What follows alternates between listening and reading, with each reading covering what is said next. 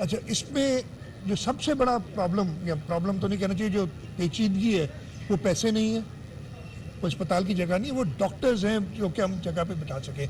تو ہم نے کہا کہ جی ایک ہم یہ جو ٹیلی میڈیسن کا سسٹم کرتے ہیں اور اس میں ہب اینڈ اسپوک سسٹم بنایا کہ جیسے لاڑکانہ کا اسپتال ہے تو اس کے ساتھ 4-5 اسپتال تحصیل ہیڈ کوارٹر کے، وہ یہ ان کا سینٹر بنتا ہے، وہ اس کے اسپوکس بنتے ہیں، کنٹرول یہاں سے ہوتے ہیں وہ بھی اسپتال ٹیلی میڈیسن کے تھرو.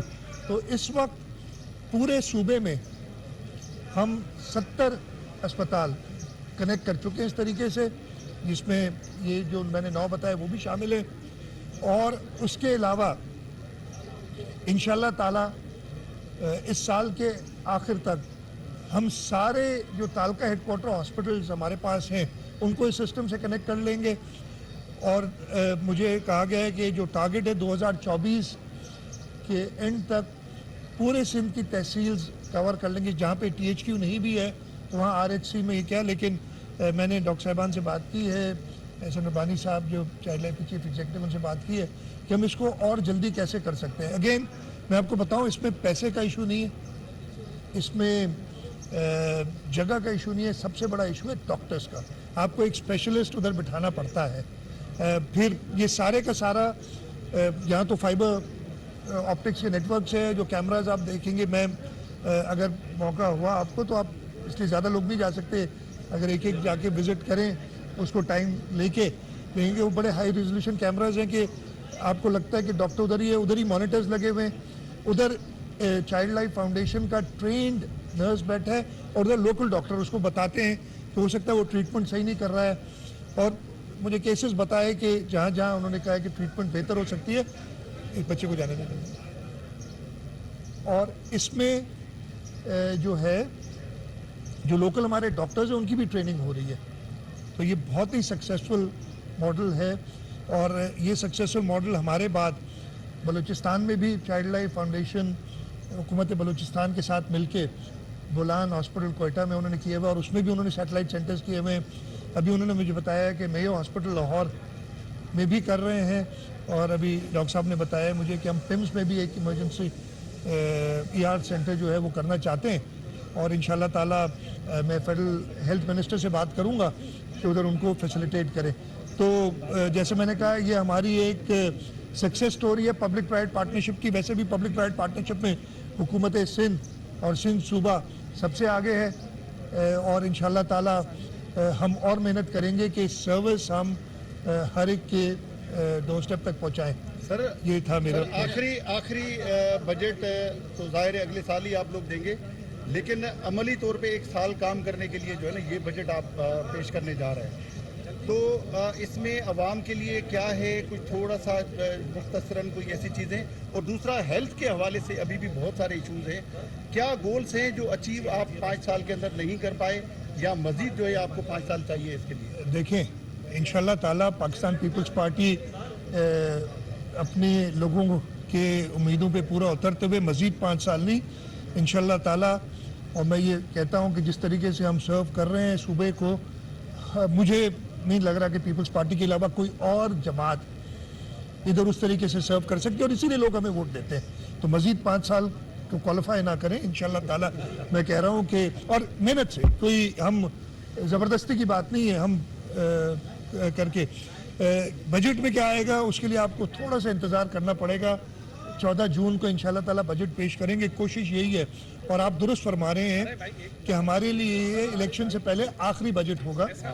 اگلے سال والا بجٹ تو اگلی حکومت پیش ہم کریں گے، پاس ہم کریں گے، لیکن اس کو امپلیمنٹ جو ہے موسٹلی انشاءاللہ تعالیٰ اگلی پیپلز پارٹی کی حکومت کرے گی جو صوبے میں ہوگی. میں ختم کر لوں، لیکن اس کو ہم کریں گے. اور اس میں ایک بات آپ کو میں بتا دوں کہ جو اس بڑی باتیں میں کسی اور وقت کسی آپ لوگوں کے ساتھ بیٹھ کے بات کروں گا، لیکن میں بتا دوں کہ جو سب سے بڑی غلطی ہوئی تھی یہ 2000 کون سا سال گزرا 21-22 کا جو بجٹ تھا، فیڈرل بجٹ کی بات کر رہا ہوں، وہ لگ ایسے رہا تھا اس وقت بھی. آپ نے دیکھا سب کہتے ہیں یہ تو الیکشن بجٹ ہے، یہ تو الیکشن بجٹ ہے. اور اس نے جو تباہی مچائی ہے، میں ابھی 2 دن پہلے اسلام آباد تھا، 900 ارب روپے کا پی ایچ ڈی پی تھا، اس کو ریڈیوس کر کے 550 ارب کر دیا. اور اس میں ہماری بہت ساری اسکیمیں جو بالکل نہیں تھی اور کم کر دیے. خیر وہ لمبی کہانی ہوگی کسی اور دن, اور بجٹ کے وقت آپ کو بتاؤں گا.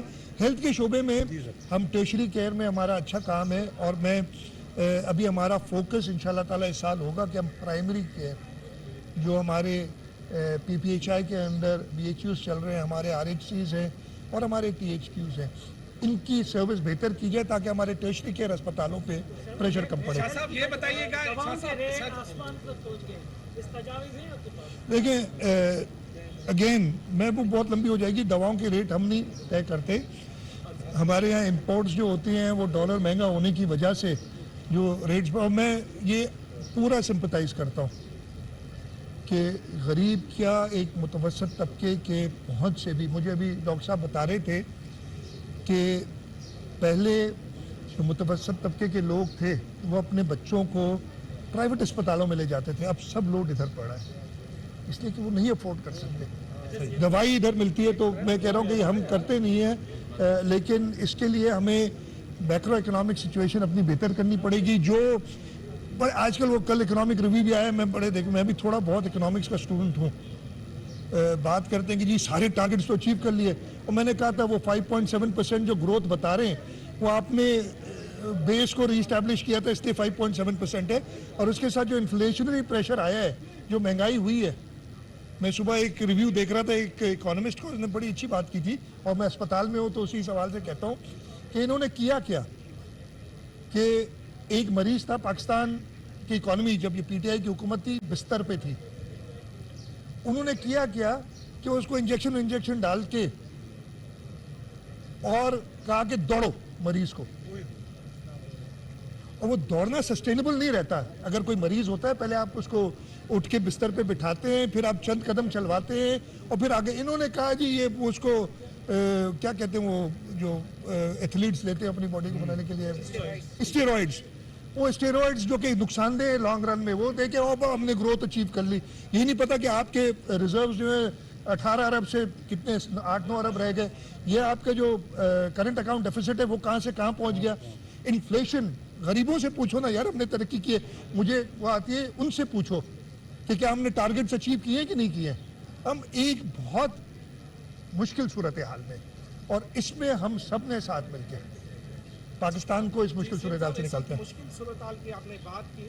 وفاقی حکومت سویرے دکانیں مارکیٹیں بند کرنا چاہتی ہے 8:30 بجے انرجی بچانے کے لیے, اور دوسرا آپ کی سیاسی انرجی کے لیے ایم کیو سے آپ کی بات چیت چل رہی ہے, وہ سیاسی انرجی اور قومی انرجی کس طرح چلے گی؟ دیکھیے ہاں کل میں جواب دیتا ہوں. Number 1, federal government prime minister صاحب نے ہمیں کہا تھا, میٹنگ میں تھے, کہ اگر ہم دکانیں 2-3 گھنٹے پہلے بند کر لیں تو ہم پورے ملک میں اچھی خاصی بجلی بچا سکتے ہیں. اور اس وقت ہمیں ضرورت ہے, اس لیے کہ بجلی بنانے کے لیے ہمیں ایکسپینسو فیول یوز کرنا پڑ رہا ہے, ہمیں امپورٹڈ فیول یوز کرنا پڑ رہا ہے, اور اس کی وجہ سے ہماری کاسٹ بجلی کی زیادہ ہے, سبسیڈائز کرنا پڑا ہے بہت زیادہ. تو ہمیں بجلی بچانی چاہیے, ہم سب کا فرض ہے. میں ختم کر لوں بیٹا. تو یہ بجلی بچانے کے لیے انہوں نے کہا دکانیں کہیں, میں نے کل اپنے انڈسٹریز منسٹر کو, ایڈمنسٹریٹر کراچی کو, کمشنر کراچی کو کہا تھا, پھر حیدرآباد میں بھی ایسے ڈائریکشنز دی ہیں کہ وہ بات کریں اسٹیک ہولڈر سے. مجھے امید ہے کہ ہم کسی کنسنسس پہ پہنچیں گے کہ ہم سب کریں. باقی ایم کیو ایم کے ساتھ انشاءاللہ تعالیٰ ایم کیو ایم کی انرجی اور